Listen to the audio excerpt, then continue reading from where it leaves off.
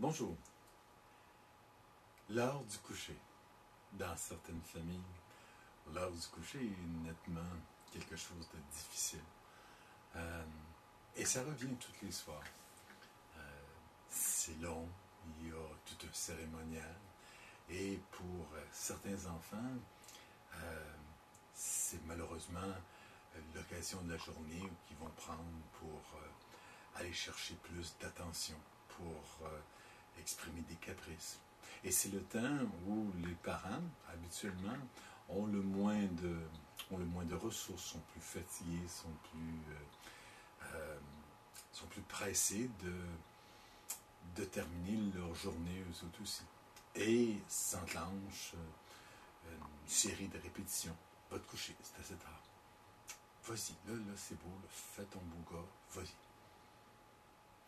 Là, ça prend trop de temps. Et une éternelle discussion, argumentation. Vas-y, c'est assez tard, c'est assez.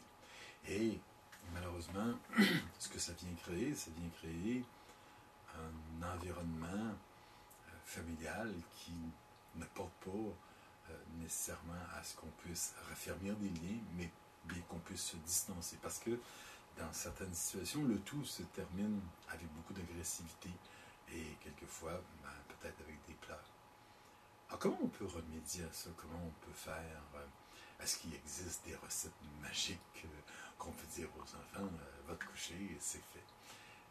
Les enfants, comme vous le savez, le principe qui les guide, c'est le principe du plaisir. Donc, c'est toujours avoir un plaisir qui les guide. Donc, c'est important de les accompagner dans ce plaisir-là, et c'est notre travail comme parents d'encadrer ce plaisir-là et de leur dire, là c'est le temps, là c'est pas le temps, comme tel. Et c'est pour ça que c'est peut-être important d'encadrer l'heure du coucher. Probablement, peut-être avoir des activités plus calmes avant que les enfants aillent au lit. Les enfants qui seraient portés à regarder soit des émissions de télévision un peu plus entraînantes auront de la difficulté. Encore des enfants qui vont jouer à des jeux qui vont susciter l'excitation, auront plus de difficultés. Et les enfants surtout qui vont jouer avec des jeux électroniques, encore là, le niveau d'excitation va faire en sorte que ça va être difficile. Bon, mettons qu'on contrôle ça, mettons qu'on veille aussi à ce que le taux de sucre ne soit pas à côté au plafond. Alors, ce qui est important, puis on peut le faire avec des enfants en bas âge, du moment que l'enfant est capable de comprendre des consignes, on peut lui expliquer. On peut expliquer à l'enfant que ton heure de coucher, admettons, c'est 8 heures. Alors là, à 8 heures moins 15, je vais t'avertir. Et là, c'est le temps pour j'ai chaud, j'ai froid, ça pique, raconte-moi une histoire, je vais aller faire pipi, je vais passer mes dents, non, il faut que j'y retourne, j'ai pas mon toutou, la couverture elle pique pas. Tu as 15 minutes pour ça. Certains enfants sont plus longs, on peut y aller à 20 minutes. Mais une fois que ça est terminé, c'est l'heure de coucher. Et si, effectivement, suite à cette heure de coucher-là, si tu te relèves, si tu reparles, si tu déranges quelquefois les autres enfants ou les parents, demain soir, tu te couches à 8 heures moins le temps que tu auras pris pour t'endormir. Et le lendemain, il faut le faire. Il faut le faire. Il faut le faire, dire, hier, tu t'as arrêté de parler à 8h45. Donc, ce soir, tu te couches à 8h moins 45 minutes. En passant, c'est une très bonne façon d'apprendre l'heure à nos enfants. Et donc, tu vas te coucher à 7h15. Et si, à 7h, je vais te demander, veux-tu aller faire pipi, veux-tu ça, fais le tour.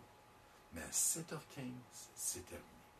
S'il le faut, et c'est dans votre détermination comme parent, s'il le faut, allez-y à l'arrivée de l'école. Ça fait, là on est rendu que tu mets ton pyjama, puis on est rendu là. L'enfant va sentir qu'il n'y a rien de payant.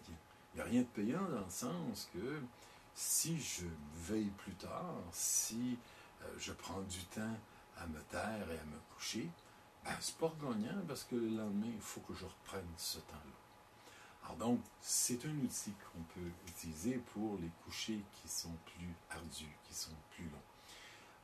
C'est sûr que là, je ne m'adresse pas à vous comme parents d'adolescents parce que c'est une autre problématique comme telle. Maintenant, il était intéressant de regarder, certains enfants ont, dans leur imaginaire, ont de ces peurs d'aller dans leur chambre, d'aller dans leur lit. Pour certains enfants, c'est un moment d'anxiété. Alors, ça peut être intéressant de parler avec votre enfant et quelquefois aussi de l'outiller. On sait que les enfants ont cette pensée magique-là, qu'ils sont capables de fonctionner avec ça. Donc, on peut aider notre enfant en lui procurant un petit bonhomme, en lui procurant une corde magique qu'il mettra en dessous de son oreiller. Et avec ça, il n'y aura pas besoin d'avoir peur de qui que ce soit.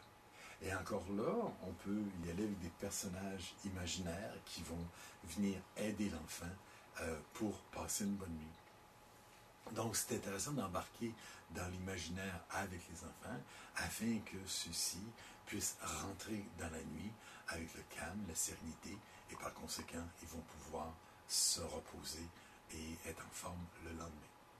C'était une capsule pour vous aider à l'heure du coucher. Merci. Bonjour.